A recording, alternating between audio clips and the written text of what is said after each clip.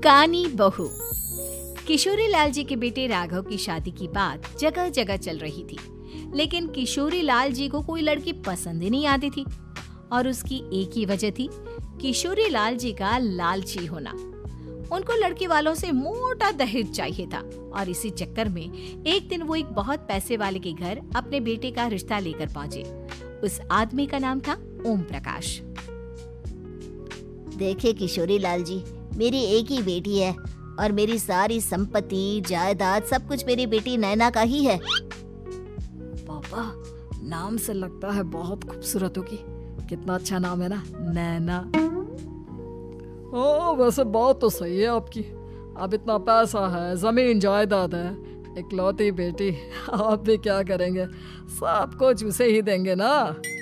बिल्कुल ठीक पहचाना आपने। बस बेटी की शादी और सारी जायदाद उसके नाम। पापा, बिना देखे हाँ कर दीजिए ना। इतना अच्छा रिश्ता फिर कहाँ मिलेगा? माला माल हो जाएंगे हम। मैं अपनी बेटी को बुलाता हूँ। अरे नहीं नहीं नहीं नहीं, आपकी बेटी का नाम नैना है, सुनकर ही लगता है बहुत सुंदर होगी।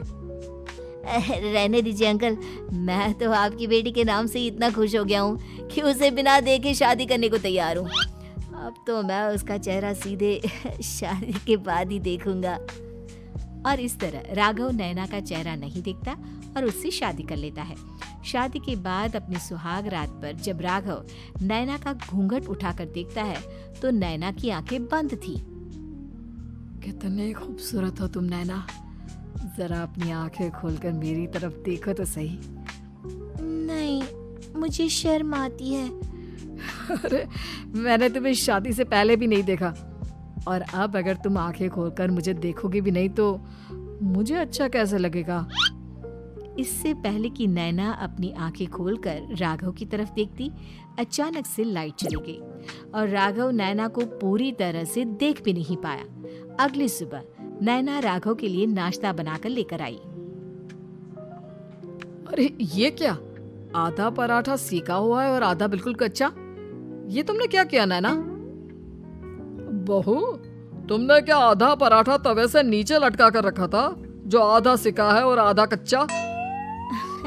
मुझे जितना दिखेगा उतना ही तो सीखूंगी ना पापा जी। जहाँ जहाँ मुझे नजर आ रहा था वहाँ मैंने सीख लिया, जहाँ जहाँ नहीं दिखा वहाँ कच्चा रह गया होगा। इसका क्या मतलब है? ये कैसा मजाक कर रही है तुम? अरे बहू, तुमने इतना लंबा घूंघट क्यों लगाया हुआ है? देखो, हमारे घर में बहुओं को बेटी की तरह रखा जाता है और फिर तुम तो इतना सारा माल लेकर आई हो। देखो, ये घूंघट डालकर रखने की कोई जरूरत नहीं है। हाँ नैना, पापा जी ठीक कह रहे हैं, तुम तो आराम से रहो, अपना ही घर समझो। नैना अचानक से अपना घूंघट उठा लेती है। अरे ये क्या पापा, नैना की तो एक आंख फूटी हुई है। नाम से नैना, लेकिन ये तो कानी बहू निकली। मेरे साथ धोखा हुआ है, धोखा। बिना दिखाए अपनी कानी लड़की मेरे संग ब्याह दी। मुझे कानी बीवी नहीं चाहिए। मुझे अभी ओम प्रकाश जी से बात करनी पड़ेगी। आखिर उन्होंने मेरे साथ ऐसा किया क्यों? अरे, आप लोगों ने ही तो पापा से कहा था कि आप लोग शादी से पहले मुझे देखना नहीं चाहते। अब मेरे पापा पर क्यों इल्जाम लगा रहे हैं? अरे लेकिन उन्हें बताना तो चाहिए था ना कि तुम कानी हो, एक आंख से तुम्हें दिखाई नहीं देता। किशोरी लाल और राघव नाराज होकर ओम प्रकाश को अपने घर बुलाते हैं। पापा जी, ये आपने क्या किया? शादी से पहले बताया क्यों नहीं कि नैना की आंखों में परेशानी है? अरे, आप ही ने तो लड़की देखने से मना कर दिया था। और लेकिन आप बता तो सकते थे। आपको तो हमारी बेटी की प्रॉपर्टी चाहिए थी, वो भी पूरी की पूरी। अब क्या हुआ अगर उसे आधा दिखाई देता है? प्रॉपर्टी तो आपको पूरी मिल गई ना। अरे ये क्या बात हुई? मेरी शादी प्रॉपर्टी से नहीं, आपकी बेटी से हुई है। अब ये तो पहले सोचना चाहिए था। तब तो मेरी प्रॉपर्टी देखकर तुम्हारी जुबान लप लप आ रही थी। लेकिन मैं कानी लड़की को अपनी बीवी बनाकर नहीं रख सकता। पापा, कुछ करिए ना आप। हाँ, करता हूँ। देखिए ओम प्रकाश जी, आप हमारे साथ ऐसा नहीं कर सकते। और तुम देखो, अगर तुमने मेरी बेटी से शादी तोड़ी ना, तो जो भी प्रॉपर्टी मैंने तुम्हें दी है वो तो पूरी की पूरी वापस ले ही लूंगा, और आधी प्रॉपर्टी तुम्हारी भी लूंगा। अरे मेरी आधी प्रॉपर्टी भला क्यों लेंगे आप?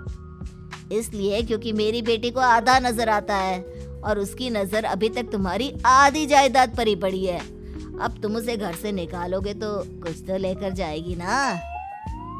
और अगर हम आपकी बेटी को अपने घर की बहू बना कर रखे तो? तो तुम्हारी पूरी प्रॉपर्टी तुम्हारी ही रहेगी, और जो मैंने तुम्हें दिया है ना उसमें से बस मैं आधा लेकर जाऊंगा। अरे लेकिन अब आप अपनी दी हुई प्रॉपर्टी में से आधी वापस क्यों लेकर जाएंगे? अगर मैं आपकी बेटी को अपनी पत्नी बनाकर रखने को तैयार हूँ तो? इसलिए ताकि भविष्य में अगर तुम मेरी बेटी को धोखा दो तो उसके पास कुछ तो रहे जो पति का हो।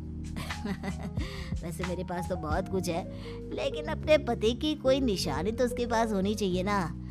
अब अगर तुमने मेरी बेटी को कानी कहा तो तुम्हें प्रॉपर्टी भी कानी ही मिलेगी, पूरी नहीं। जमाए राजा। किशोरी लाल और राघव समझ चुके थे कि वो बुरी तरह फंस चुके हैं और अब उनके पास वहां से निकलने का कोई चारा नहीं है। अब समझ में आया ना, लालच बुरी बला होती है। एक तो तुम्हें प्रॉपर्टी मिली, ऊपर से बीवी मिली, उसमें तुम्हें नखरे भी दिखाने हैं। आए बड़े, चुपचाप बैठो दोनों। कुछ दिनों नैना राघव की कार लेकर बाजार घूमने निकलती है और जब कार लेकर वापस आती है, ये क्या? एक तरफ से मेरी गाड़ी पूरी खराब हो चुकी है। लगता है तुमने मेरी गाड़ी को किसी दूसरी गाड़ी के साथ एक्सीडेंट किया है। अरे अरे कितना बड़ा नुकसान कर दिया तुमने बहू। वो क्या है ना पापा जी, मुझे एक आंख से दिखाई नहीं दे रहा था, सामने से गाड़ी आ रही थी। मुझे तो सिर्फ आधा ही दिखाई दिया और वो गाड़ी मेरी कार से रगड़ते हुए निकल गई। अब मैं क्या करूं बताओ? आप इसे ठीक कराने के पैसे कौन देगा? तुम्हारे पापा? तुमने मुझसे इस तरह से बात की? अभी रुको।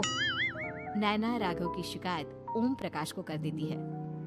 देखो राघव, अब जो मेरी आधी प्रॉपर्टी तुम्हारे पास थी ना, उसमें से आधी और मैं लेकर जाऊंगा, क्योंकि तुमने मेरी बेटी को डांटा। अरे नहीं नहीं पापा जी, गलती हो गई, माफ कर दो। गलती की तो कोई गुंजाइश ही नहीं। अगली बार मेरी बेटी को डांटा तो बची हुई आधी में से आधी और ले जाऊंगा।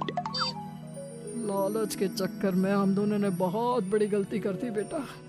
एक तो तुम्हें कानी बहू मिली और ऊपर से जो माल मिला वो भी काना। इस तरह राघव की हर एक गलती पर ओम प्रकाश उसकी प्रॉपर्टी का आधा आधा हिस्सा लेकर अपना सारा माल वापस ले गया और राघव को कानी बीवी से काम चलाना पड़ा।